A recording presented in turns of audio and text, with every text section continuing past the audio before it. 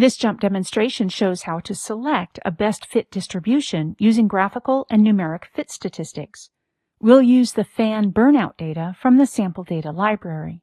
Let's begin by going to Analyze Distribution. Hours between burnouts is the Y variable. Then I'll click OK. I'll customize the view. The histogram and box plot show the data are skewed. Let's find some distributions which fit the data well. From the red triangle, I'll select Continuous Fit, Fit All. The exponential distribution gives the lowest AICc.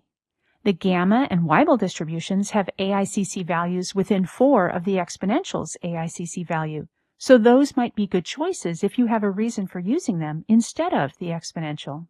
The red triangle menu next to Fitted Exponential Distribution contains options like a quantile plot and the quantile profiler.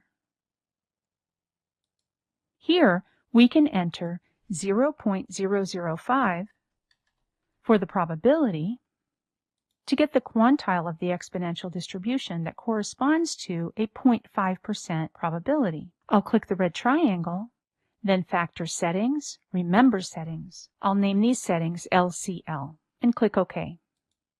We can repeat these steps for the probability 0.995 for the upper control limit.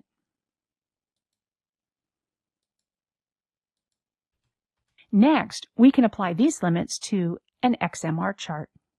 I'll go to Analyze, Quality and Process, Control Chart Builder.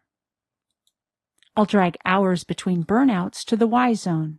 The data never go negative, and we saw the skewness in the histogram, so the default limits might not be appropriate. I'll right-click in the upper chart and select Limits, Set Control Limits. I'll enter 3.9 for the lower control limit and 4178.9 for the upper control limit. Then I'll click OK. To finish, I'll click Done. The limits now look appropriate for the exponential distribution.